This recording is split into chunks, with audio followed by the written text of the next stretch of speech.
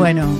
093-416-299, el número de WhatsApp por escrito. Muy bien, seguimos acá con la profesora doctora Andrea Signorino, que se vino expresamente de Maldonado para nuestro programa y que bueno, siempre es una grata invitada, que ha estado desde el primer programa nuestro y llevamos 6 temporadas. Bueno, exclusión de cobertura por suicidio. Qué Sí. tema, ¿no?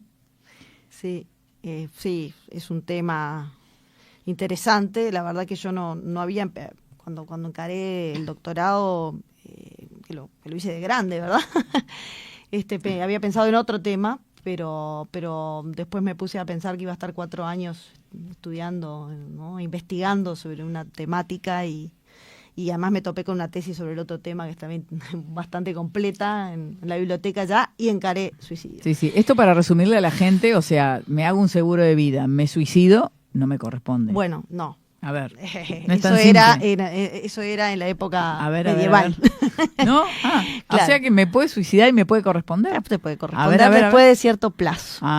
Está Lo que se llama un plazo de carencia. el plazo de carencia. Esta es la tercera etapa en la cobertura del suicidio, ¿verdad? La que tú estás mencionando. La cobertura del suicidio, luego de transcurrido un plazo de la vigencia del contrato, se llama un plazo de carencia de cobertura. Pero el suicidio está en cualquier seguro de vida, la posibilidad, o yo tengo que contratar un seguro expresamente. No, eso en general está cubierto, está dentro de los riesgos excluidos el suicidio, salvo que ocurra luego de El plazo de carencia. 2 años, 3 años. Nosotros no tenemos un plazo legal como si existe en Argentina, que es de 3 años, o en Francia. Pero sí seguro está en la póliza. Sí. La generalidad de los seguros de vida cubren el suicidio con esta condición que yo te digo, sujeto a este plazo de carencia. Y si no hubiera un plazo de carencia, no estaría cubierto. Si no hubiera plazo de carencia, podría haber una exclusión absoluta del suicidio también, porque nuestra ley no habla del suicidio en ninguno de sus artículos. Lo que yo entiendo de todas maneras es, y es un poco mi tesis, que se podría cubrir el suicidio en ciertas circunstancias. Pero déjame contarte un poquito cómo viene la historia esta. Exactamente. El seguro era considerado en épocas primarias, digamos así, como inasegurable absolutamente. Entonces diría que era considerado inmoral y hasta un delito. Las cortes inglesas, de la Edad Media. Luego, la doctrina francesa empezó a desarrollar, y esta es la primera etapa en la cobertura del suicidio, la posibilidad de cubrir los actos que fueran involuntarios e inconscientes, ¿verdad? O sea, diferenciando los actos voluntarios y conscientes de los involuntarios e inconscientes, y diciendo, ojo, esto puede parecer un suicidio, pero no lo es si fue involuntario e inconsciente, ¿verdad? No se me ocurre cómo un suicidio sería involuntario. Y bueno, e lo que pasa es que eso llevaba a una dificultad probatoria. Obviamente, suponete tú que yo tenía una debilidad mental, que yo tenía alterado mis capacidades y que por eso agarro un arma y me mato. Había que demostrar que no estaba en condiciones la persona de tomar una decisión voluntaria, digamos así, consciente, por ejemplo. Después hay casos también que pueden llegar a ser un error, ¿no? Que yo tenga un ácido dentro de un frasco de refresco y me lo tome. Bueno, pero ahí sería un accidente. Y eso sería un accidente. Y ahí empezó también la disquisición de que era accidente y que no lo era, porque mi tesis refiere no solamente a seguros de vida, muerte, como dijimos, sino también a accidentes y enfermedad. Y entonces tuve que meterme también en el tema de qué es accidente y qué no es accidente. Después la segunda etapa, hay una evolución en el tema y la doctrina empieza a decir, bueno, pero si es voluntario también tiene que ser consciente, es una redundancia decir que es voluntario y consciente, ¿verdad? Porque si es voluntario es consciente, ¿no? Sí. Si es involuntario es inconsciente. Entonces dicen, tiene que ser voluntario, es la segunda etapa, ¿no? Que sigue teniendo problemas probatorios, ¿no? Cuándo es voluntario y cuándo no lo es. Yo qué sé, me asomé al balcón y me caí por una ráfaga de viento, o en realidad, ¿no? Me tiré por el balcón. Hasta que finalmente, dado estos problemas probatorios, entra esta tercera etapa, que yo identifico estas etapas, ¿verdad? Es parte de mi investigación. Sí, es tu investigación. Diciendo, fue bueno, evolucionando. te voy a cubrir, porque al final te voy a cubrir, solo que con un plazo de carencia. O sea, para desalentarte en cierta forma que tú te suicides y contrates un seguro para suicidarte, digamos, enseguida. Sí, a mí me parece insólito, claro, ¿no? Te pongo 1 año, 2 años y demás. Mira, bueno, mi tesis tiene 300 páginas, en las cuales también estudio el suicidio desde el punto de vista de la psicología, de la psiquiatría. Y llego a la conclusión un poco llamativa, digamos así, o no tanto, estudiando los autores, obviamente, de que todos somos potenciales suicidas. No digo, me parece insólito, bueno. No, digo que todos... me parece insólito que un seguro esté dispuesto a que te paguen. Claro. Si estás contratando un seguro de vida y sabes que te vas a quitar la vida, porque No, lo que pasa es que no lo sabes. bueno, pero ¿y si lo sabes? Bueno, ¿Sabés pero no o no sabes. lo sabés? Claro, pero el seguro no sabes si lo sabes. Yo lo puedo saber. Por eso o sea, yo decía lo del potencial suicida, porque yo puedo perfectamente entrar a un seguro de vida no queriendo suicidarme y decidir suicidarme. Pero también podés entrar a un seguro de vida sabiendo que tenés en tu mente eso y para dejar cubierta a tu familia hacerlo. Bueno, por esto entramos también en el interesante tema que desarrolló bastante del dolo. Exacto. La intencionalidad que hace que el riesgo no sea aleatorio. ¿Y se ¿verdad? logra probar esa intencionalidad? Algo que ocurre, el riesgo. Porque está en tu mente. Bueno, exactamente. Salvo que lo hayas transmitido. Claro, que seas tan boludo haber dejado pistas. Bueno, que eso sería una reticencia, ¿no? Si yo no lo declaro, luego llego a estudiar, ¿verdad? Yo no declaro que quiero suicidarme, sería una reticencia, ¿no? No lo digo. Y eso hubiera influido en la valoración del riesgo, que es lo que tiene que suceder con la reticencia, ¿no? No todo lo que no le digo al seguro influye en la valoración del riesgo para el asegurador. Si influye en la valoración del riesgo para el asegurador es una reticencia y causa la nulidad del contrato.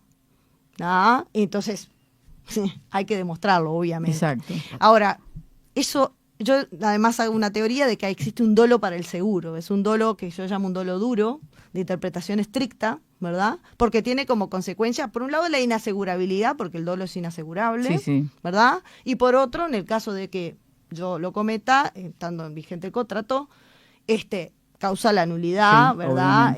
La no indemnización. Obviamente. Entonces, la consecuencia es muy importante, por lo tanto, hay que interpretar ese dolo en sentido estricto. ¿Por qué digo esto? Porque hoy por hoy, se está manejando en seguros la posibilidad de que exista el dolo eventual, ¿verdad? Por ejemplo, un seguro obligatorio, eso está bastante discutido a nivel jurisprudencial y demás. Y yo entiendo que no, que el dolo eventual no tiene cabida.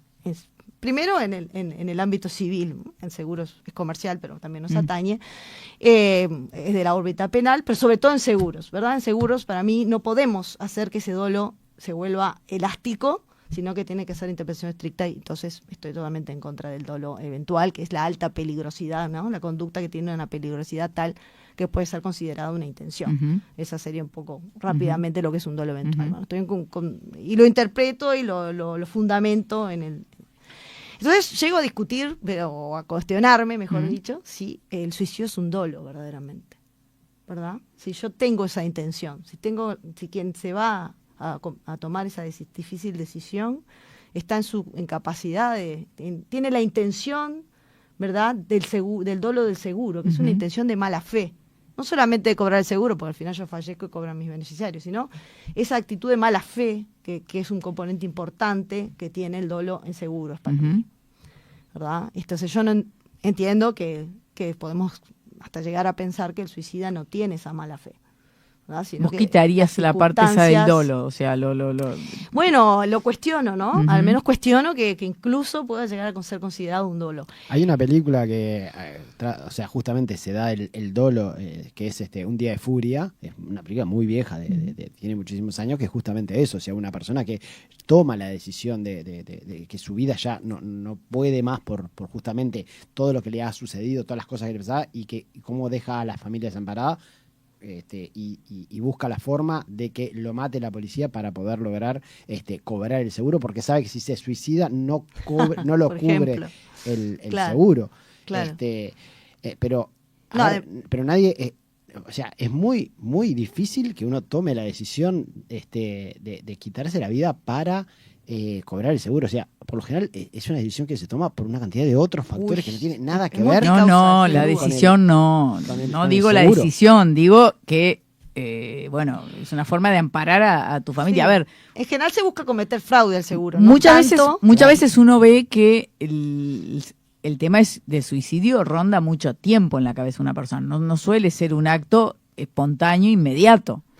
O a veces depende, sí, pero hemos visto casos, si uno ha tenido o algo, que o sea, se ve mucho que mucha gente lo intenta muchas veces.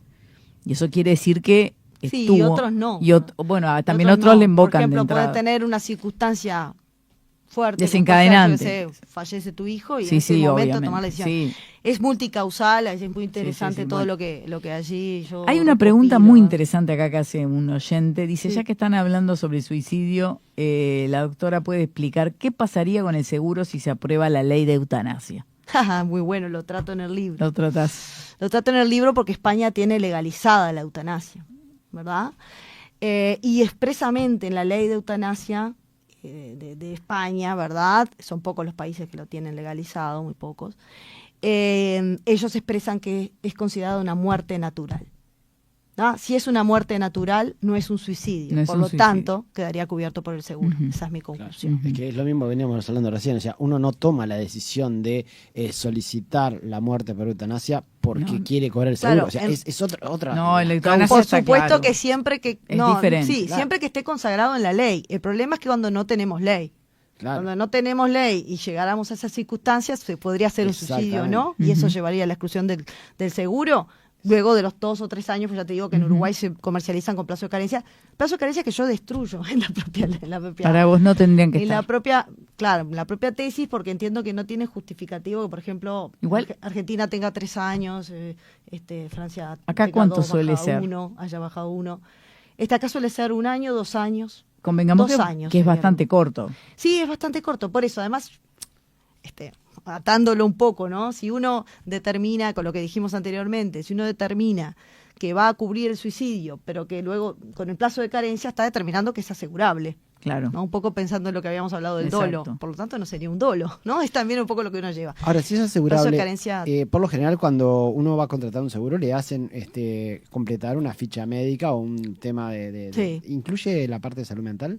a veces sí. Sobre todo para estudiar si tiene antecedentes, tú, si tenés antecedentes, o la familia, también se estudia eso. Porque cambiar la Y prima, no es siempre que- el no es que asegurador seas- tiene la posibilidad de decirte no te aseguro, ¿no? Eso Esa era la siempre tiene pregunta. la posibilidad. Me imaginé que venías O por sea, ahí. si aumentaba la prima o si simplemente era un tema de no asegurar. Depende que hayas declarado, de repente te exige un examen médico o te exige que tú le aportes la historia clínica para estudiar qué tipo de circunstancias tenés. Es lo mismo que si hubieras tenido una enfermedad grave y demás, aunque hoy también están fomentándose lo que llaman las leyes del olvido oncológico, por ejemplo, ¿no? Olvido oncológico.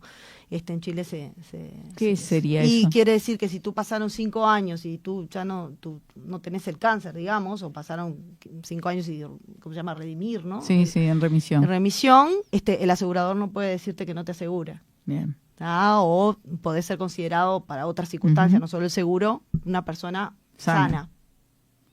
¿Eso es Ah. acá o en otros países? Eso en Chile, por ejemplo, En se Chile. acaba y bueno, está también en discusión en otros países. Volviéndose una tendencia. Volviéndose una tendencia. Bien. ¿Qué pasa en el caso de seguros colectivos? Bueno, allí llegamos a la 4ª etapa de la cobertura del suicidio, que es mi tesis, de que se podría cubrir a través de un seguro colectivo, obligatorio e incluso internacional. ¿Por qué? Porque yo también estudio, por supuesto, las bases técnicas del contrato, porque esa es la otra pata del tema, ¿no? Yo no puedo decir que cubro el suicidio así nomás, porque no puedo provocar que se desequilibre el contrato, ¿verdad? A favor del asegurado, por ejemplo. Tengo que velar por esas bases técnicas del seguro que garantizan a toda la mutualidad de asegurados, por supuesto, la solvencia del asegurador y todo lo demás. Que es el interés general tutelado por las leyes de orden público, el contralor estatal, ¿no? El interés general es la mutualidad de asegurados. Todos somos socios en seguro, ¿verdad? Compartimos premio y compartimos riesgos. Esa es la base técnica, ley de los grandes números, ¿verdad? Con sus dos corolarios, que los estudio también. A mayores unidades de riesgo, menor riesgo objetivo. A mayor probabilidad, menor riesgo objetivo. Bueno, allí estudio también todo este tema, la tarificación del riesgo y todo lo demás, para determinar que si yo lograra un seguro colectivo masivo, podría distribuir el riesgo de una manera en una gran cantidad de unidades de riesgo de forma tal de atomizar ese riesgo, lo que se llama... ¿Y a qué poder llamás llegar hasta la- lograr un seguro colectivo Claro. masivo? Y bueno, que realmente tuviéramos mucha gente dentro de como ese es en los seguro. autos. Exacto, ¿por qué? Porque, no, pero además obligatorio, lo digo yo.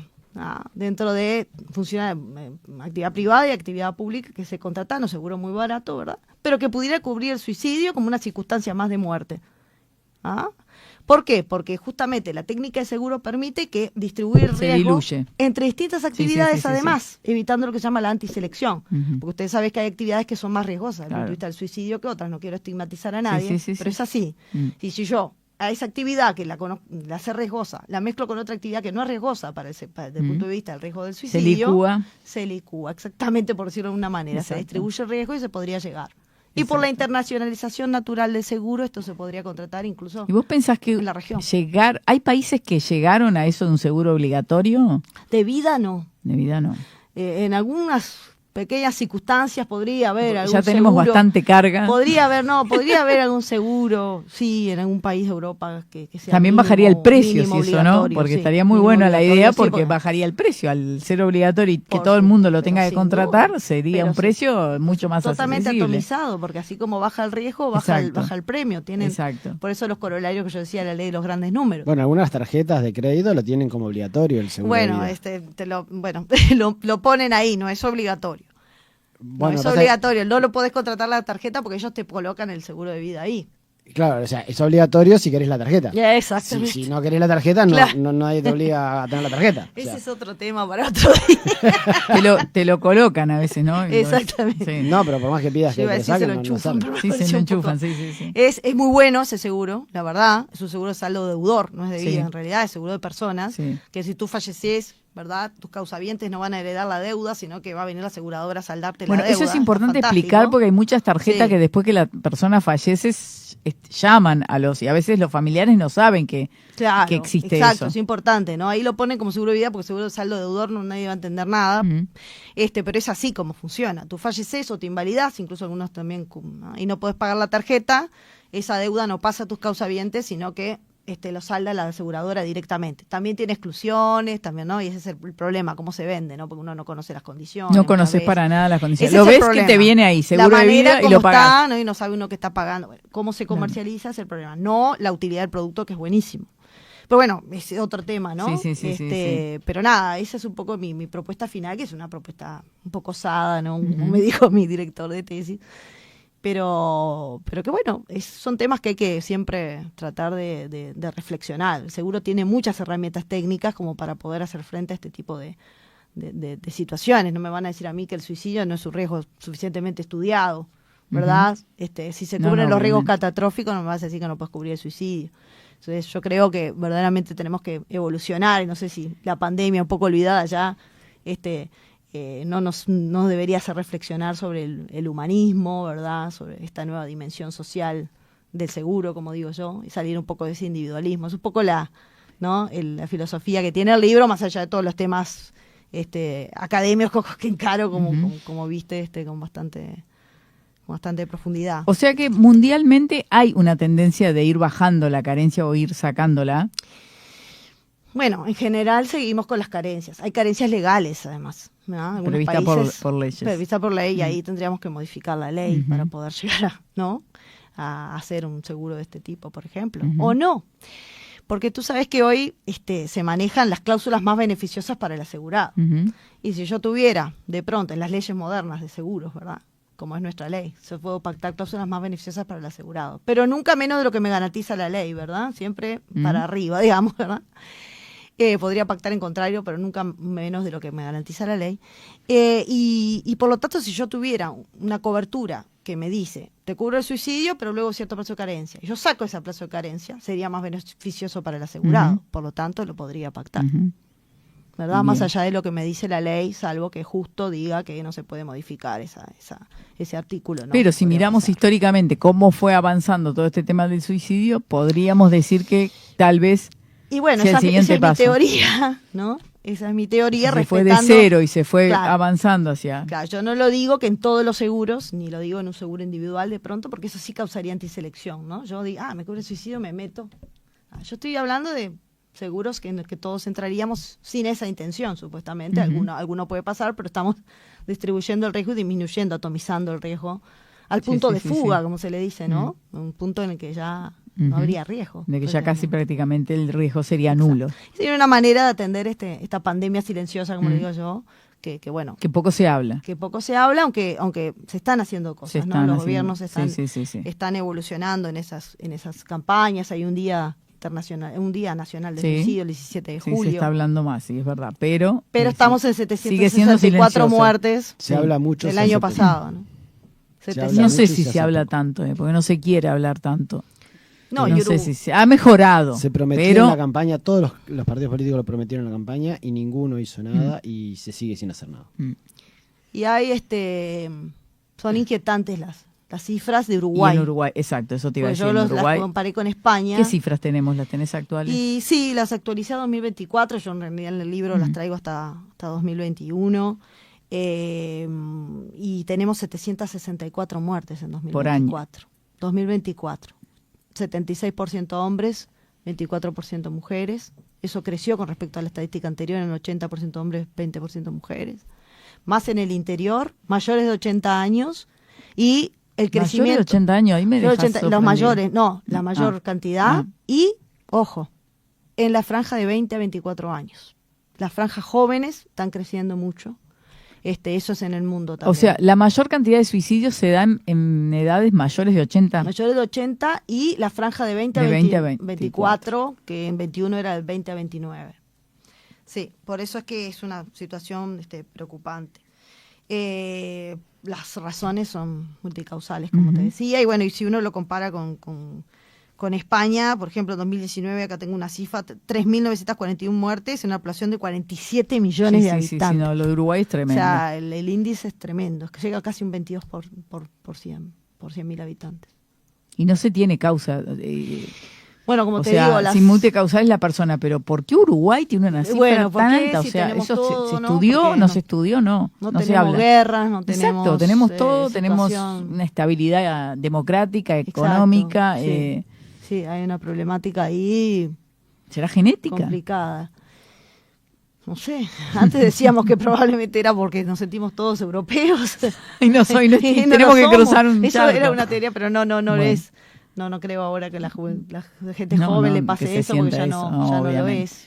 Bueno, Andrea, se nos terminó el tiempo. Te agradezco muchísimo nuevamente por estar acá. Y bueno, estás nuevamente invitada, obviamente, como siempre. Sos perteneciente a esta casa, así muy que amable. Te esperamos nuevamente prontamente. Un gusto estar con ustedes. Muchísimas gracias por la invitación y hasta la próxima. Gracias a ti. 093-416-299. Vamos a un corte y enseguida estamos de regreso.